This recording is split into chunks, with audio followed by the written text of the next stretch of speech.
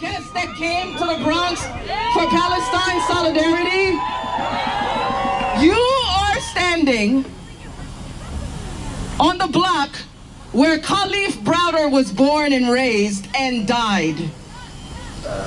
It is now named Kalief Browder Way, but you are on Prospect on 181st where Kalief Browder was born, raised, and died.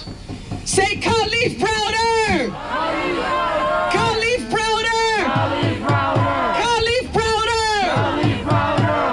On May 15th, 2010, NYPD, the occupying army here, stopped Kalief on his way home from a party.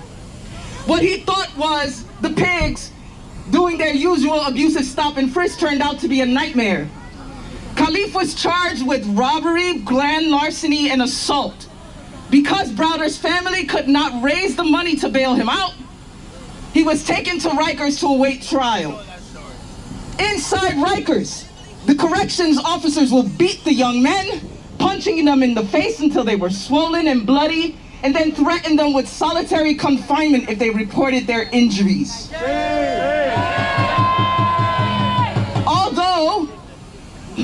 Although Browder spent nearly 2 years in solitary confinement where he suffered more intense abuse, for example, COs would beat them in the showers, after serving 3 years at Rikers without trial, the prosecutors purposely delayed his trial, knowing they had no case. The judge dismissed him.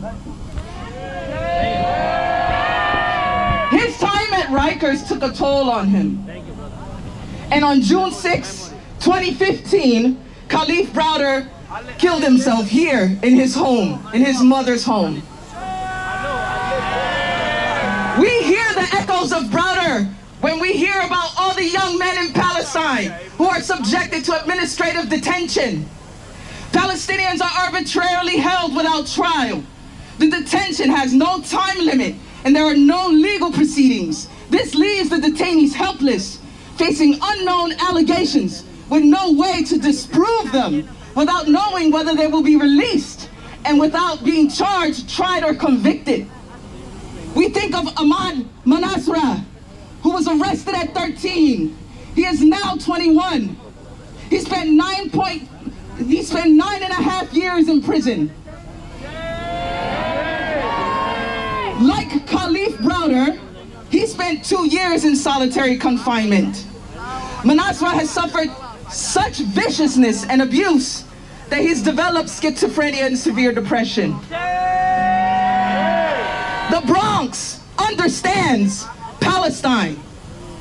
Just like our Palestinian brothers are disappeared and abused in Afrin and Ayalon prison in Israel, our youth are disappeared and abused in Rikers and in Horizons up the block on Brook Avenue and 138.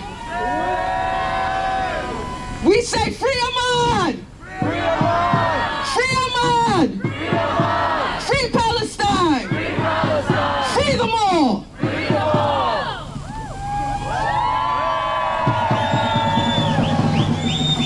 Free them all! Free them all! Break the chains and let them fall! Break the chains and let them fall! Free our prisoners, free them all! Free our prisoners, free them all! Break the chains and let them fall! Break the chains and let them fall! It's not just genocide. Remember, the Al-Aqsa flood was launched because they wanted to free our Palestinian prisoners. Our resistance is fighting for our prisoners. Remember that this is a struggle to free our prisoners because we would rather die with dignity than live in prison, live under Israeli shackles. Remember that.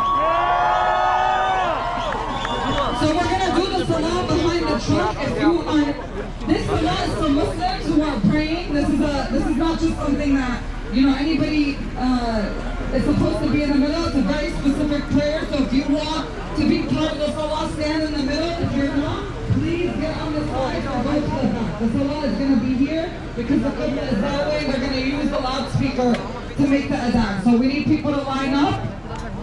Men in the front, women in the back if you're part of salah, and it's going to be right here.